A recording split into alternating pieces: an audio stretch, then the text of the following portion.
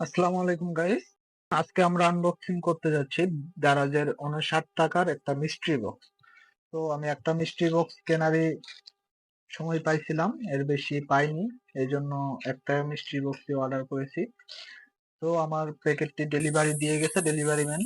দেখতেই পাচ্ছেন অনেক ছোট একটি প্যাকেট, দেখে মনে হচ্ছে না তেমন কিছু পাবো। আপনারা অনেকে ভাবেন যে মিস্ট্রি বক্সে অনেক দামি দামি গিফট পাওয়া যায়। হ্যাঁ, এটা ঠিক যে মিস্ট্রি বক্সে অনেক দামি দামি গিফট পাওয়া যায়, কিন্তু মিস্ট্রি বক্স অনেক সময় আমাদেরকে বাসও দেয়।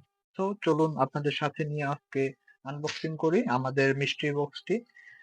এটার টোটাল খরচ হয়েছিল আমার 219 টাকা। 59 টাকা মিস্ট্রি বক্স এবং 150 টাকা ডেলিভারি চার্জ।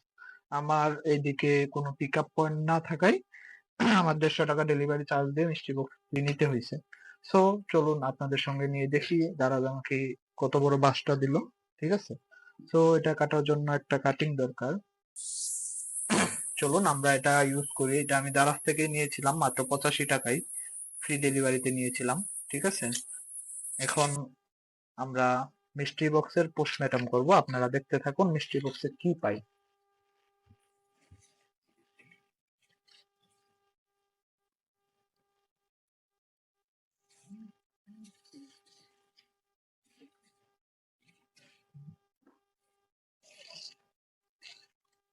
ও মাই, এটা কি?